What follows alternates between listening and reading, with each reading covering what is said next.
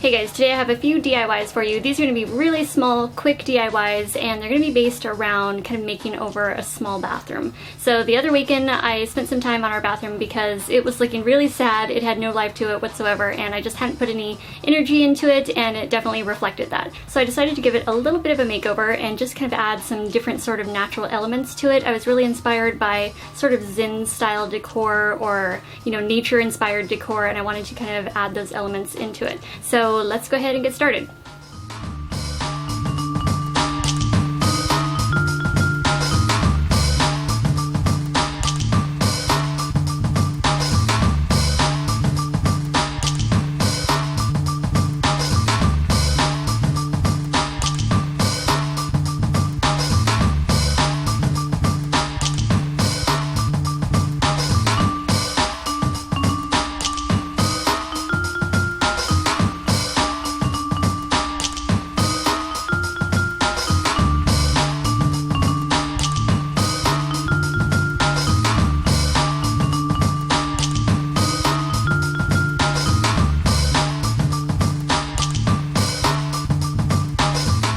I found these curly white willow branches at Ross for only $4.99 a bunch, and I thought they would make a nice kind of subtle divider between the toilet area and the sink. I had this already silver hammered basin, and I poured industrial white sand into it, and then one by one I pressed the branches into the sand, and then I placed that right between the toilet and the sink.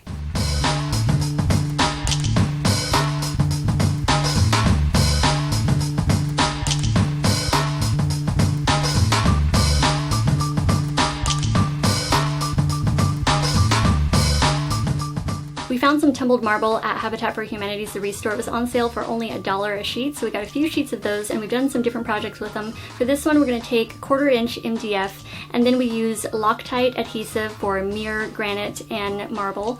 And so you just lay out your stones and glue each one down with that adhesive, let it dry, and then we use white sanded grout. We scoop a couple of cups of grout into a bucket, add a little water, stir or mix, and you should have a frosting or cake batter kind of consistency.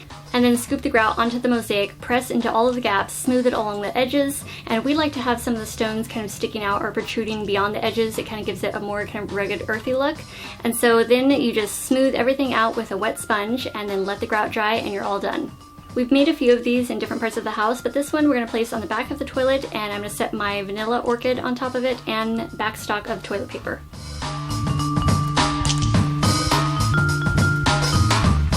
We had this blank wall space just above the toilet, and we wanted to utilize that space and put in some shelves. So Michael had this 1x6 board, and he cut it into pieces and screwed them together. Next he used Durham's putty to fill in the screw gaps, and then let that dry and sanded it smooth.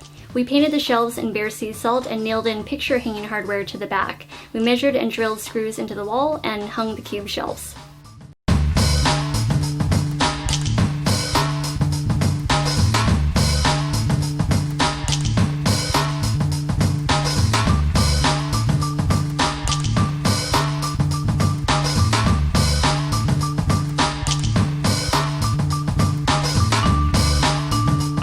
Next, we're going to make an aromatherapy bath soak with essential oils of your choice. So this isn't exactly decor, but it can fit into your decor still, and it's usable. So it's going to make a really nice aromatherapy bath for you. So what we're going to do is choose your favorite essential oil, something you really enjoy the scent of. One of my favorites is sweet orange, and then choose a carrier oil of your choice. I'm going to use this Manoi Tiki Tahiti. This is my favorite vanilla infused coconut oil. And then also some coarse sea salt. So just take a glass jar, pour some sea salt in, add about 20 drops of your essential oil, and then a dash of your carrier oil. Blend it together. I'm going to top mine off with a little more sea salt, finish mixing it, and you're all done.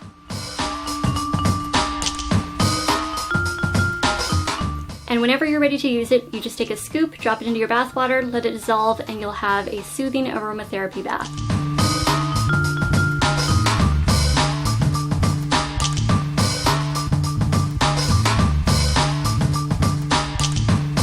Alright, one thing I've never been a fan of is having to go pee in the middle of the night and stumbling into a dark bathroom. So I decided to make this nightlight, and I wanted it to have natural elements as well. So I just took a glass cylinder that I got at Walmart, and then I grabbed some stones from the beach, just some smooth stones, fill the bottom with that, and then place your candle over the stones. And then you have a beautiful nightlight that has that natural element as well.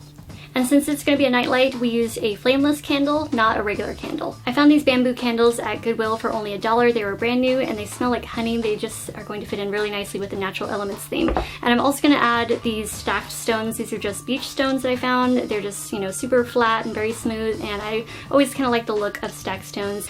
And also, since I'm doing the bamboo candles, I decided to go ahead and set my other bath salt up there too. This is another Aromatherapy Bath Soak, and it is coconut. It is amazing. My friend actually makes these here on Maui, and I love the packaging. It has this like bamboo, it's like this little bamboo hollow stick with the salts inside. It's just super cute. That's the Honey Bath Soak.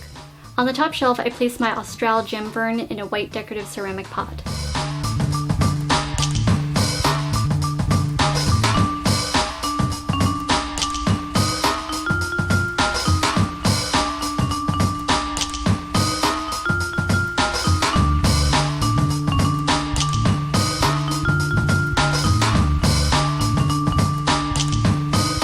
Now when it comes to small bathrooms, most windows are going to be very small also, and you're going to have very narrow window sills, but it's still kind of fun to take advantage of that space. So what I like to do is make little tiny kind of miniature plants and set them up at the windowsill.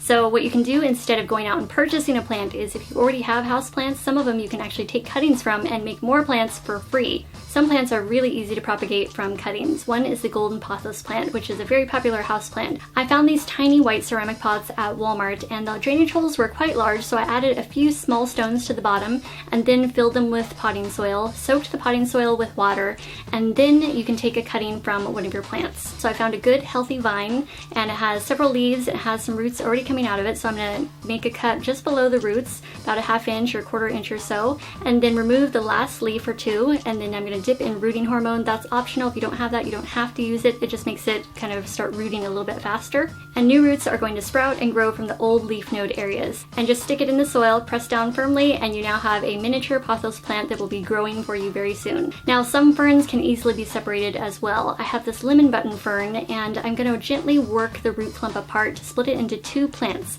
So now I'm going to have 2 tiny plants instead of 1 bigger one. And so I'm going to stick that in the soil, water, and you're done. So there's a couple of ways to propagate new plants really easily without having to go out and purchase more. So you have a couple of free new plants just from houseplants that you already had growing.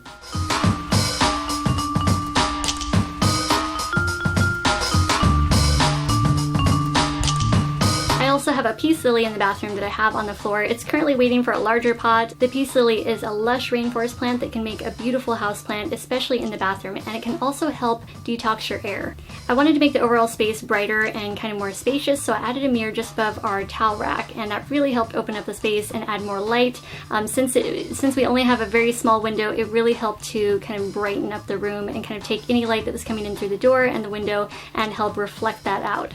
And definitely keeping a clean countertop, or keeping it as clean as possible with as few items out as possible, is kind of de-stressing, and it's kind of more relaxing than to walk into your bathroom and see a whole bunch of things all over the counter. Unless of course that's how you have to have your setup and everything. But if possible, kind of reducing the amount of items, or at least organizing them nicely, can help kind of create a more relaxing space for you to get ready in the morning.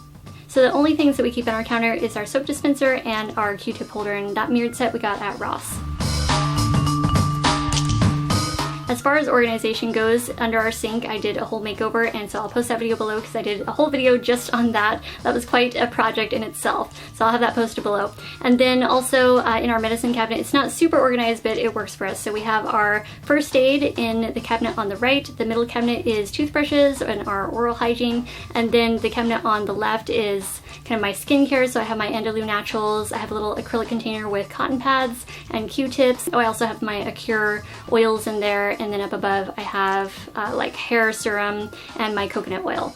And don't forget, behind your door on the back of it, you can also utilize that space by either putting like a full-length mirror to help when you're getting ready in the morning, if you get ready in the bathroom at all, or you can put a towel rack. We put a towel rack actually that we got at Lowe's. It was all white, so it matched perfectly, and it just really served us well to have an extra place to hang towels, because we really didn't have very many places to be able to hang wet towels or whatever to let them dry, or robes or whatever. So that's another option, is utilizing that space behind your bathroom door. So one of the changes we made that made the biggest difference was switching out our old printed fabric shower curtain. We left our vinyl liner up, and then I just added a second extension bar. I placed it several inches higher up to kind of give the bath area a more prominent sort of look, and then I added linen curtains on the sides. They were my old curtains and they were folded up and just in the closet, kind of just sitting there, so I wanted to put them to use instead of going out and buying a new fabric shower curtain. And so we just used that instead as our new linen fabric shower curtain. So that made a nice kind of change because I like the natural look of it rather than the old shower curtain we had in there before. And of course there's lots of ways to do DIY shower curtains where you can actually purchase the metal grommets and put them into any fabric just about that you want, and you can make your own shower curtain just like that. Alright guys, thank you so much for watching. I hope you enjoyed some of the ideas. Let me know if you did, and I better let you go because the sun is setting now and I'm losing my light. Alright, thank you guys, and I will see you in the next video. Bye.